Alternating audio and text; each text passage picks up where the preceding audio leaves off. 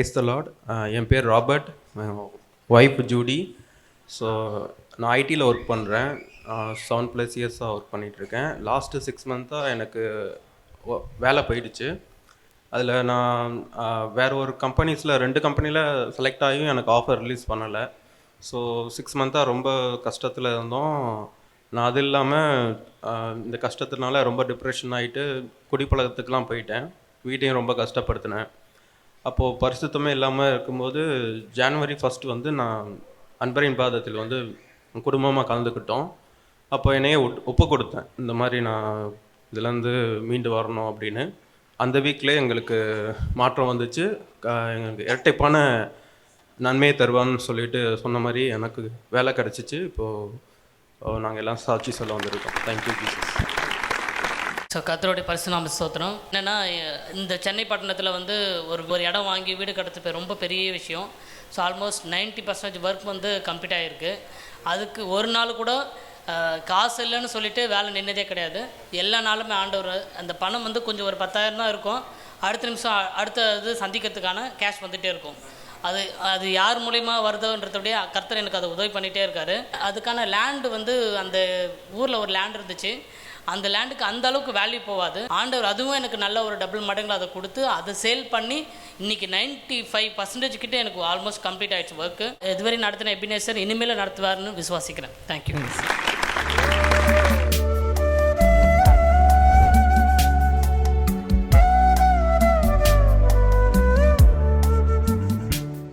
கிறிஸ்துவுக்குள் மிகவும் பிரியமான எனதர்மை சகோதர சகோதரிகளே, நம்மை சிருஷ்டித்தவரும் நம்மை உண்டாக்கினவரும் நம்மை ஒருபோதும் மறந்து போகாதவருமாகிய இயேசு கிறிஸ்து இணையற்ற நாமத்தினால உங்கள் எல்லாரையும் வாழ்த்தி ஆசீர்வதிக்கிறேன். அல்லேலூயா. எல்லாரும் சந்தோஷமாக இருக்கீங்களா? என் வேதம் சொல்லுகிறது, என்னுடைய நாமத்தை பிரஸ்தாபப்படுத்துகிற எந்த ஸ்தானத்திலும் நானே வந்து உங்களை ஆசீர்வதிப்பேன். உங்களுடைய சூழ்நிலைகள் யாருக்கு தெரியுமோ தெரியாதோ, எனக்கு தெரியாது, என் ஆண்டவருக்கு தெரியும். ஆமேன். யாரெல்லாம் அழிவிற்கு நேராக ஓடிக்கொண்டிருக்கிறீர்களோ, நீங்கள் அழியணும், உங்கள் வாழ்க்கை முன்னேறக்கூடாதுன்னு யாரெல்லாம் என்ன திட்டங்களை தீட்டினாங்களோ அந்த திட்டங்களெல்லாம் அழித்து போட்டு அவர்களே இனி உங்களுக்கு ஆதரவாக இருக்கக்கூடிய விதத்தில் ஆண்டவர் சொன்னது போல கலங்கி நின்ற சூசா நகரம் ஆர்ப்பரித்து களி கூர்ந்தது போல இனி நீங்கள் ஆர்ப்பரித்து களி கூறத்தக்கதாக கர்த்தர் வருகிற நாட்களை உங்களுக்கு ஆசீர்வதித்து தருவாராக. எடுத்து வாசிங்க சங்கீதங்களின் புஸ்தகம் 144 12 13 ஆகிய வசனங்கள். அப்பொழுது எங்கள் குமாரர் இளமையில் ஓங்கி வளர்கிற விருட்சங்கன்றுகளைப் போலவும் விருட்ச கன்றுகளைப் போலவும் எங்கள் குமாரத்திகள் சித்திரம் தீர்ந்த அரண்மனை மூலைக்கற்களைப் போலவும் இருப்பார்கள். சித்திரம் தீர்த்த அரண்மனையின் மூலைக்கற்களைப் போலவும் இருப்பார்கள். எங்கள் களஞ்சியங்கள் சகலவித வஸ்துக்களையும் கொடுக்கத்தக்கதாக நிரம்பி இருக்கும். எங்கள் கிராமங்களில் எங்கள் ஆடுகள் 1000-10,000 பலுகும். 1000-10,000 பலகும். இந்த வசனத்தில் எங்கள் குமாரர் அப்படின்னு ஒன்று வருது, எங்கள் வீட்டு குமாரத்திகள் அப்படின்னு வருது, எங்கள் வீட்டு களஞ்சியங்கள் என்று வருகிறது, எங்கள் கிராமங்கள் அப்படின்னு வருகிறது. எங்கள் என்று நம்முடைய 4 ஆசீர்வாதங்களை குறித்து கர்த்தர் நம்மோடு கூட இன்றைக்கு பேசி நம்மை ஆசீர்வதிக்க விரும்புகிறார். உங்கள் வீட்டு குமாரர்கள், உங்கள் வீட்டில் உள்ள ஆம்பளை பிள்ளைங்க இனி எப்படி இருப்பாங்க அதை பற்றி இந்த வசனம் சொல்லுது. 2வது, எங்கள் வீட்டு குமாரத்திகள் அப்படின்னா உங்கள் வீட்டில் உள்ள பொம்பளை பிள்ளைங்க, அந்த ஆசீர்வாதம் அவங்க எப்படி இருக்க போகிறாங்கன்றதை இன்றைக்கு ஆண்டவர் உங்களுக்கு விளக்கி சொல்ல போகிறார். 3வது, உங்களுடைய களஞ்சியங்கள் அப்படின்னாச்சுன்னா உங்கள் வியாபாரம், உங்கள் வருமானம், உங்கள் வேலை காரியங்கள் எப்படி இருக்கும் அப்படின்றத பற்றி சொல்கிறாரு. 4வது, நீங்கள் இருக்கிற கிராமங்கள். இந்த 4 காரியங்களையும் கர்த்தர் இன்றைக்கு உங்கள் சிரசில் வச்சு ஆசீர்வதிக்கிறார். இன்னைக்கு உங்கள் வீட்டில் உள்ள பொம்பளை பிள்ளைங்க இனி எப்படி ஆக போகிறாங்க? உங்கள் வீட்டு குமாரத்திகள், உன் சகோதரிகளாக இருக்கலாம், உன்னுடைய மகள்களாக இருக்கலாம், உன்னுடைய தாயாக இருக்கலாம், உங்கள் பாட்டியாக இருக்கலாம். ஆண்டவர் சொல்கிறாரு, உங்கள் வீட்டு குமாரத்திகள் எப்படி இருப்பாங்கன்னா அதே சங்கீதம் 144:12 சொல்லுகிறது, எங்கள் குமாரத்திகள் சித்திரம் தீர்த்த அரண்மனையின் மூலை கற்களை போல இருப்பார்கள். உங்கள் வீட்டு குமாரத்திகள் எப்படி இருப்பாங்க? சித்திரம் தீர்த்த அரண்மனையின் மூலை கற்கள். அரண்மனையின் கற்கள் அல்ல, அரண்மனையில் உள்ள முக்கியமான கற்கள். அப்படி உங்கள் பிள்ளைங்க இருப்பாங்களாம். எப்படிப்பட்ட கற்களாம்? சித்திரம் தீர்த்த அப்படின்னாக அழகாக செதுக்கப்பட்ட, அழகாக உருவாக்கப்பட்ட, அழகாக வடிவமைக்கப்பட்ட அழகான பிள்ளைகளாக உங்கள் வீட்டு குமாரத்திகளை கர்த்தர் மாற்றுவார். அல்லேலூயா. அவங்க எங்கே நிற்பாங்களாம்? ராஜாக்களுடைய அரண்மனையில் அந்த அரண்மனையை தூக்கி பிடிக்கிற மூலை கல்லாக ஆண்டவர் நிறுத்துவாராம். என் மகளால் யாருக்கும் பிரயோஜனம் இல்லை, எங்கள் வீட்டுக்கு பிரயோஜனம் இல்லை, நான் தான் இப்படி ஒரு பெண்ணை பெத்தனேன்னு எனக்கு வேதனையாக இருக்குன்றெல்லாம் சில சகோதரிகள் இந்த இடத்துல புலம்பிட்டு இருக்கிறீங்க. உன்னை பெற்றதுக்கு பதிலாக இதை ஆடையோ மாடையோ கோழி குஞ்சியோ நான் பெற்றிருக்கலாம் அப்படின்னு எல்லாம் சில பெற்றோர்கள் பேசுகிறதை என்னுடைய ஆவியில் பார்க்குறேன். ஆண்டவர் சொல்கிறாரு, உங்கள் கண்ணு முன்னால் எந்த பிள்ளைய அப்படி தேராது, இந்த பிள்ளை எதையும் சாதிச்சிட மாட்டா, இவ பெரிய ஆள் ஆயிட மாட்டா அப்படின்னு எல்லாம் சொல்லி நீங்கள் நம்பிக்கை இழந்தீங்களோ அந்த பிள்ளைகளை இன்னைக்கு ஆண்டவர் எப்படி மாற்ற போகிறாராம்? அரண்மனையின் சித்திரம் தீர்த்த மூலைக்கல்லாக கர்த்தர் அவளை நிலைநிறுத்த போகிறார். இந்த மூலைக்கல் அப்படின்றது அந்த அரண்மனையே தூக்கி நிறுத்துகிறது தான் அந்த மூலைக்கல் அப்படின்னு சொல்லுவாங்க. என் அன்பு தேவனுடைய பிள்ளைகளை, இன்னைக்கு உங்களுக்கு யாருக்குமே ஆகலை, இவ எதுக்கும் உதவலைன்னு சொல்கிறவங்க இனி அரண்மனைக்கே மூலைக்கல்லாக மாறுவாங்க. ஆண்டவருடைய வார்த்தை இந்த வார்த்தையை சொல்லுகிறது. ஒருவேளை உங்களுக்கு பார்வைக்கு அவள் அற்பமாக இருக்கலாம், ஆனால் ஆண்டவருடைய பார்வையில் அவள் விலையேற பெற்றவள். இன்னைக்கு வந்திருக்கிற சகோதரிகளை பார்த்து ஆண்டவர் சொல்லுகிறார், நீ என் பார்வைக்கு அருமையானவள், எனவே நான் உன்னை கனப்படுத்துவேன். காரணம், நான் உன்னை ரொம்ப நேசிக்கிறேன் மகளே. ஆண்டவர் உங்களை ரொம்ப நேசிக்கிறார். இயேசு கிறிஸ்துவுடைய ஊழியத்தின் பின்னணியில் இருந்தவங்களை பற்றி நீங்கள் பார்க்கும் பொழுது அநேக ஸ்திரீகள் என்று சொல்லப்பட்டிருக்கிறது. தங்கள் ஆஸ்திகளால் ஊழியம் செய்த அநேக ஸ்திரீகள் என்று சொல்லப்பட்டிருக்கிறது. அப்படின்னா ஆண்டவருடைய ஊழியத்தில் பேக்கப்பில் ஃபண்டிங் மினிஸ்ட்ரியிலே நிறைய ஸ்திரீகள் குறித்து வேதம் சொல்லுகிறது. மகதலேனா மரியாளை பற்றி வேதம் சொல்லுகிறது. இயேசுவின் தாயாகிய மரியாளை பற்றியும் வேதம் சொல்லுகிறது. யோவன்னாளை பற்றி சொல்லப்பட்டிருக்கிறது. சூசன்னாளை பற்றி சொல்லப்பட்டிருக்கிறது. ஏரோது ராஜாவுடைய காரியக்காரனாகிய கூசாவின் மனைவியாகிய யோவன்னாள். இயேசப்பாவுடைய ஊழியத்தில் பின்னணியில் ஏரோது ஆண்டவருக்கு விரோதமானவன், ஆனால் அந்த ஏரோது ராஜாவினுடைய காரியக்காரன் அப்படின்னா ஃபைனான்ஸ் மினிஸ்டர்னு அர்த்தம். ஏரோது ராஜாவுடைய ஃபைனான்ஸ் மினிஸ்டருடைய மனைவி, ஃபைனான்ஸ் மினிஸ்டர் பேர் கூசா, கூசாவின் மனைவியாகிய யோவன்னாள் என்று சொல்லப்பட்டிருக்கிறது. அப்போ அவங்க எல்லாம் ஆண்டவருடைய இயேசு கிறிஸ்துவின் ஊழியத்தில் பின்னணியில் இருந்திருக்கிறாங்க. என் அன்பு தேவனுடைய பிள்ளைகளே, இன்னைக்கு ஆண்டவர் உங்களை பார்த்து சொல்கிறாரு, உன்னையும் உன் பிள்ளைகளையும் உடைய மகள்களையும் அரண்மனையின் சித்திரம் தீர்த்த மூலைக்கல்லாக நிலை நிறுத்துவேன். ஒருவேளை அவளுடைய வாழ்க்கை கடந்த நாட்களில் நில கொலைஞ்சு போயிருக்கலாம், அவ்வளோதான், வாழ்க்கை முடிஞ்சிருச்சு. ஒரு வேட்டை அவளை நல்லபடியாக நாங்களும் கஷ்டப்பட்டு தேத்தி கீத்தி எடுத்து 1000 பொய் சொல்லியாவது அவளை கல்யாணம் பண்ணி வச்சுட்டோம், அதோட தேறி போயிடுவான்னு நினச்சா பார்த்தா போன இடத்துல வாழ்க்கையை இழந்துட்டு வந்திருக்கிறா என்றெல்லாம் சொல்லி கண்ணீரோடு வந்திருக்கிறீங்களா? இன்னைக்கு ஆண்டவர் சொல்கிறார், கர்த்தர் இன்றைக்கு அவளை சித்திரம் தீர்க்க போகிறார். சித்திரம் தீர்த்த அப்படின்னாச்சுன்னா ஆண்டவரால் அழகாக செதுக்கப்பட்ட, அவள் போன இடத்துல வேதனைப்பட்டது உண்மை, ஆனால் அவள் செதுக்கப்பட்டு வந்திருக்கிறாள். இன்னொரு முறை கர்த்தருடைய வாழ்க்கையிலே வேதனையை கொடுக்காதபடிக்கு அவளை எல்லாவற்றிலும் வாழ்ந்து சுகமாயிருக்கத்தக்கதாக கர்த்தருடைய அனுக்கிரக கரம் உங்கள் வீட்டு மகள்கள் ஒவ்வொருவர் மேலே கர்த்தர் இன்றைக்கு வைக்கிறார். இன்றைக்கு அதற்காகவே ஒரு விசேஷித்த அபிஷேகத்தை ஆண்டவர் கொடுக்கிறார். உங்கள் மகள்களுடைய வாழ்க்கையில் சில நேரங்களில் சில கஷ்டங்கள் வரும் பொழுது, குத்தல்கள் வரும் பொழுது, அநேகரால் காயப்படும் பொழுது, இப்போ சித்திரம் தீர்த்த அப்படின்னா செதுக்கப்படுகிற மூளை கற்கள் அப்படின்னா அது அழகாக நிறுத்தி கொண்டு போய் அப்படி அந்த மூளையில் நிறுத்தினாதான் வர்றவங்க எல்லாம் அந்த மூளைக்கல்லை பார்க்கும் பொழுது அந்த அரண்மனைக்கு அது அழகு கொடுக்கும். நீ அரண்மனைக்கு அழகு கொடுப்பதற்காக ஆண்டவரால் இந்த உலகத்தில் உருவாக்கப்பட்டவள். எனவே உன்னை யாரெல்லாம் கிழிச்சாங்க, யாரெல்லாம் குத்துனாங்க, யாரெல்லாம் அப்படி நறுக்குன்னு குத்துனாங்க, நறுக்குன்னு குத்துன இடம் உனக்கு அலங்காரமான ஒரு மகுடமாக உன்னுடைய சிரசில் இருக்கும்.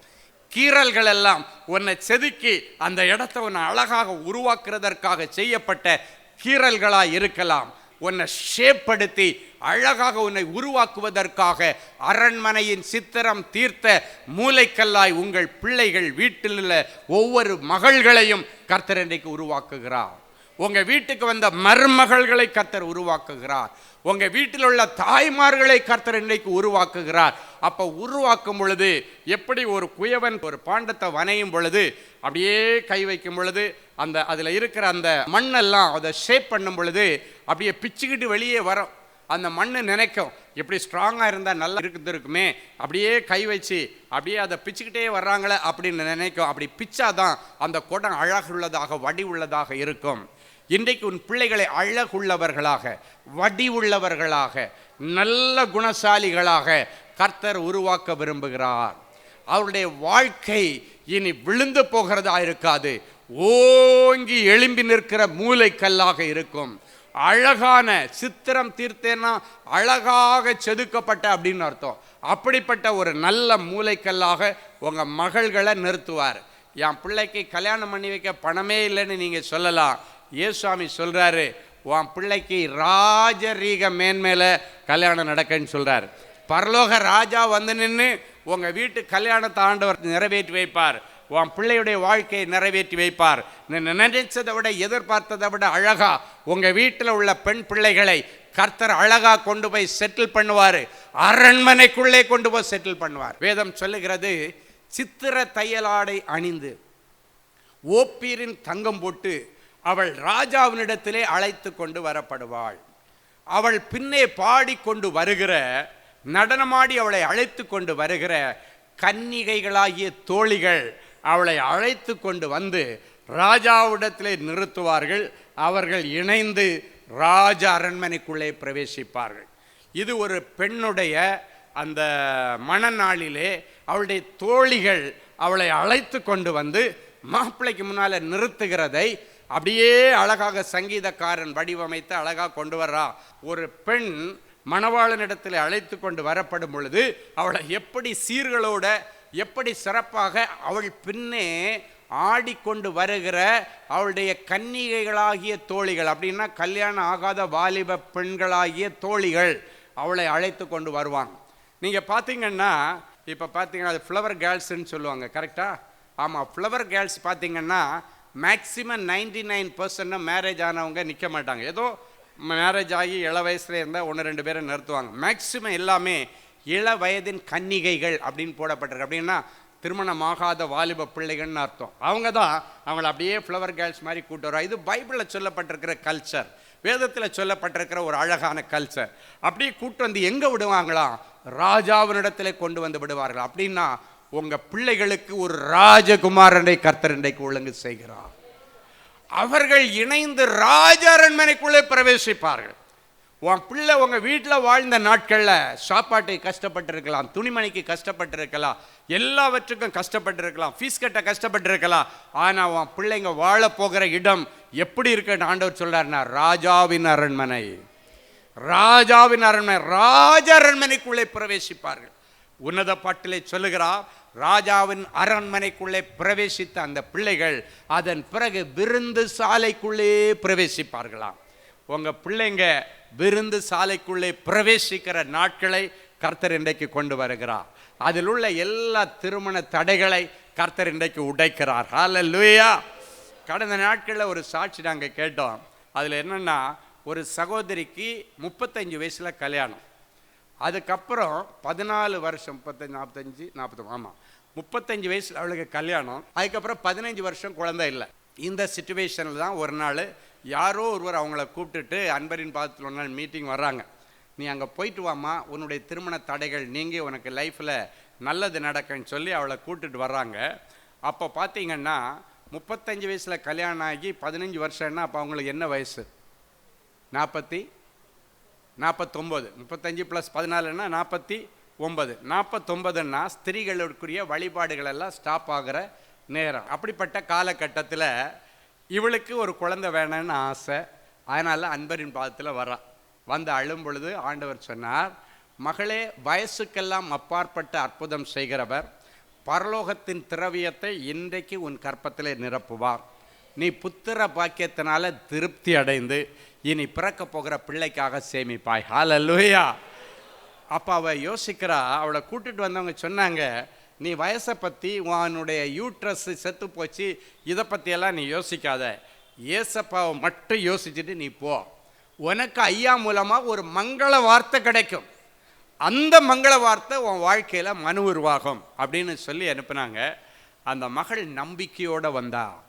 அன்பரின் பாதத்தில் வரும் பொழுது அவள் நம்பிக்கையோடு வந்து தன்னுடைய பிரச்சனையை சொல்லி ஜெபிக்கும் பொழுது கர்த்தர் அவளுக்கு கொடுத்த மங்கள வார்த்தையை நிறைவேற்றி அதே மாதம் கன்சீவ் ஆகி ஆசீர்வாதமான பிள்ளையை பெற்றெடுக்க கர்த்தர் உதவி செய்தார். ஹல்லேலூயா.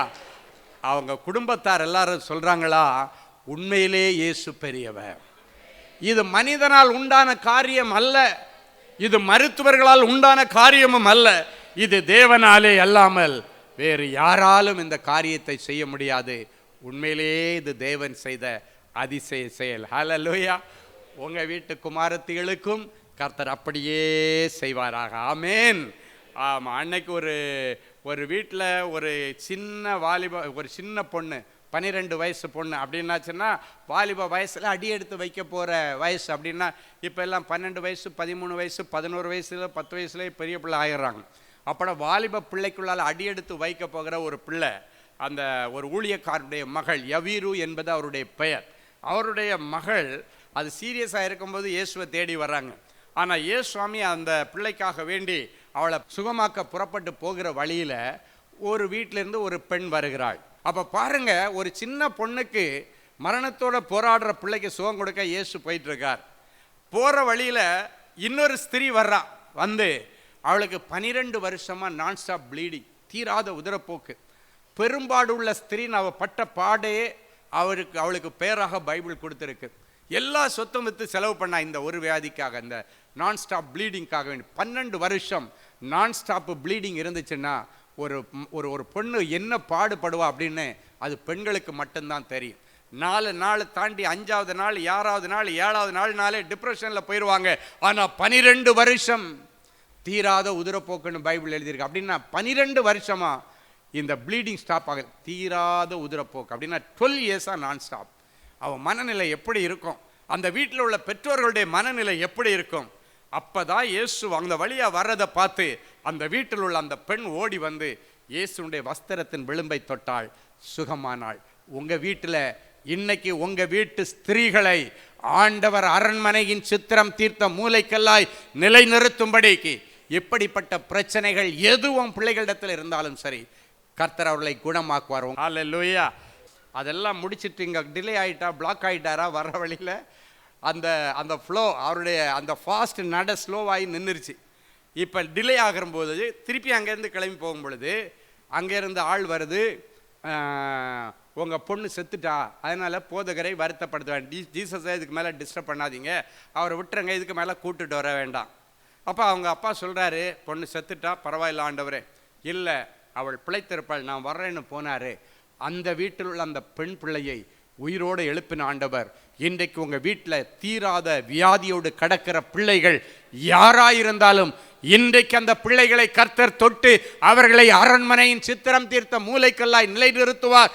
இந்த வியாதியில் உன் பிள்ளை மரிப்பதில்லை, இந்த போராட்டத்தில் உன் பிள்ளை மரிப்பதில்லை, அவள் அரண்மனையின் சித்திரம் தீர்த்த மூலைக்கல்லாய் கர்த்தரால் நிறுத்தப்படுவாள். ஆண்டவர் போனாரு, ஒரு செகண்டில் அந்த பிள்ளைய சுகமாக்கி, செத்து போன அந்த பிள்ளைய உயிரோடு எழுப்பினார். ஒரே வார்த்தை சொன்னார், தலிதா கூமி என்று சொன்னார். அப்படின்னா என்னன்னா, சிறு பெண்ணே எழுந்திரு என்ற அர்த்தம். தலிதா கூமி ஒரே வார்த்தை. ஹீப்ரூவில் தலிதா கூமி அப்படின்னா தமிழில் என்னன்னா, சிறு பெண்ணே எழுந்திரு அப்படின்னு அர்த்தம். அவள் உடனே உயிரோடு எழுந்தாள், பெற்றோரிடத்தில் ஒப்படைத்தாள். இன்றைக்கு அப்படிப்பட்ட மரணத்தின் வியாதிகள் சின்ன வயசுலேயோ வாலிப வயசுலேயோ உங்கள் பிள்ளைகளுக்கு மகள்களுக்கு எதிர்ந்தாலும் கர்த்தர் இன்றைக்கு அவர்களை குணமாக்குவார். ஹல்லேலூயா. என் அன்பு தேவனுடைய பிள்ளைகளே, நல்ல தேவ செய்தியை கேட்டீர்கள், நல்ல சாட்சிகளையும் பார்த்தீர்கள். ஆண்டவரே, நானும் இப்படிப்பட்ட ஒரு அற்புதத்துக்கு தானே காத்துட்ருக்கிறேன் அப்படின்னு ஏங்கிட்டு இருக்கிறீங்களா? உங்கள் அற்புதத்துக்காக அப்படியே நீங்கள் முழங்கால்களை தாழ்த்துங்க. இது உங்கள் அற்புதத்தின் நேரம். ஜெபிக்கலாமா? அன்பான ஆண்டவரே, உமக்கு நன்றி. நிறைஞ்ச மனசில் என் பிள்ளைகளை ஆசீர்வதிக்கிறேன். உம்முடைய மங்களகரமான வார்த்தைகளை கேட்டுக்கொண்டு டிவி பெட்டிக்கு முன்னால் முழந்தாள் படியிட்டு, ஆண்டவரே எனக்கு இறங்கும், ஆண்டவரே எனக்கு உதவி செய்யும் என்று கேட்கிற என் பிள்ளைகளுக்கு உடைய உதவிக்கரம் நீட்டப்படட்டும். இன்றைக்கு என் பிள்ளைகள் இந்த செய்தியில் என்னென்ன வார்த்தைகள் எல்லாம் கேட்டாங்களோ அந்த வார்த்தைகள் எல்லாம் இவர்கள் வாழ்க்கையிலே ஆம் என்றும் ஆமேன் என்றும் நிறைவேறட்டும். எல்லா தடைகளை உடைச்சி போடுங்க ஆண்டவரே. தடைகளை உடைக்கிற ஆண்டவரே, என் பிள்ளைகளுக்கு முன்னே செல்லுவீராக. உடைய வியாபாரத்தில் காணப்படுகிற தடைகள், வேலை ஸ்தலத்தில் காணப்படுகிற தடைகள், படிப்பில் காணப்படுகிற தடைகள், ஊழியத்தில் காணப்படுகிற தடைகள், அத்தனை தடைகளையும் உடைச்சி ஆண்டவர் அற்புதம் செய்யும். இவ்வளவு நேரமும் உம்முடைய வாயினாலே நீர் சொன்னீர், இந்த நிமிஷம் அதை கரத்தினாலே என் பிள்ளைகளுக்கு நிறைவேற்றுவீராக. இவர்கள் கேட்ட அத்தனை மங்கள வார்த்தைகளின்படியே என் பிள்ளைகளுக்கு ஆக கடவது நிறைவேறுவதாக நாங்கள் வாழ்த்தி மனதார நாங்கள் ஆசீர்வதிக்கிறோம். எனக்கு இறங்கும் தேவனேன்னு கதறுகிற பிள்ளைகளுக்கு நீர் இரக்கத்தில் ஐஸ்வர்யமுள்ள தேவன் அல்லவா? என் ஒரேளை என் பிள்ளைகளுடைய செய்கைகள் உம்முடைய சமூகத்திலிருந்து என் பிள்ளைகளுக்கு கோபாக்கிறேன் வியாதிகளை கொண்டு வந்திருந்தாலும், கோபாக்கிறேன் இழப்புகளை கொண்டு வந்திருந்தாலும், பிள்ளைகளை கிருபையாய் மன்னித்து என் பிள்ளைகளுக்கு மறுபடியும் வாழ்வதற்கு ஒரு வழியை தாரும். மறுபடியும் என் பிள்ளைகளை இழந்து போனவற்றை பெற்றுக்கொள்ளட்டும். ஆண்டவருடைய சரீரத்தில் இருக்கிற கொள்ளை நோய் இயேசுவின் நாமத்தினாலே மறைந்து போகட்டும். தெய்வீக தொடுதலை தாரும். டிவி பெட்டிக்கு முன்னால் முழந்தாள் படியிட்டு கிடக்கிற என் பிள்ளைகள் உடைய இருதயத்தின் அங்கலாய்ப்புகள் உமக்கு தெரியும் ஆண்டவர். சில காரியங்களை யாரிடத்தில் சொல்லி அழ முடியாமல் என் பிள்ளைங்க கதறிட்டு இருக்கிறாங்க. அவற்றை உங்கள் பாதத்தில் வைத்து நாங்கள் செபிக்கிறோம். இரக்கத்தில் ஐஸ்வர்யமுள்ள தேவனே, என் பிள்ளைகளுக்கு இறங்கி அற்புதங்களை செய்யும். ஒவ்வொருவரையும் தொட்டு குணமாக்கும். கற்பத்தின் வியாதிகள் மாறட்டும் சுவாமி. கற்பத்தில் இருக்கிற கட்டுகளும் கட்டிகளும் மறைந்து போகட்டும். ஒரு சந்ததிக்காய் ஏங்கிக் கொண்டிருக்கிற என் பிள்ளைகளுக்கு இன்றைக்கே ஒரு அற்புதம் நடக்கட்டும். இன்றைக்கே பரலோகத்தின் திரவியம் அவருடைய கற்பத்தை நிரப்பட்ட சுவாமி. யாராவது என்னை கை தூக்கி விடமாட்டாங்களான்னு கதறிக்கொண்டிருக்கிற பிள்ளைகளுக்கு ஆண்டவரே இறங்கி நின்று என் பிள்ளைகளை கை தூக்கி அவர்களை ராஜாக்களோடும் பிரபுக்களோடும் உட்கார வைத்து அழக பார்ப்பீராக. நியாயமான விருப்பங்கள் வாஞ்சிகள் எல்லாம் நிறைவேறட்டும். நிறைஞ்ச மனசில் பிள்ளைகளை ஆசீர்வதிக்கிறேன் இயேசுவின் மூலம் பிதாவே. ஆமேன், ஆமேன். அன்பு தேவனுடைய பிள்ளைகளே, இந்நிகழ்ச்சியின் மூலம் நீங்கள் பெற்றுக்கொண்ட ஆசீர்வாதங்களை உங்கள் ஜெப விண்ணப்பங்களையும் அனுப்ப வேண்டிய முகவரி தேவனின் அன்பு ஊழியங்கள், எண் 340B பார் 1A 3B1 Vinayak avenue, OMR road, Okkiyam, Thoraipakkam, Chennai 600097. மின்னஞ்சல் prayer@godsloveministries.co.in. எங்களது இணையதளம் www.godsloveministries.co.in. மேலும் 24 மணி நேர ஜெப உதவிக்கு 04454579999 மற்றும் 9941950999 என்ற எண்களுக்கு தொடர்பு கொள்ளுங்கள். கர்த்தர் தாமே உங்களை ஆசீர்வதிப்பாராக.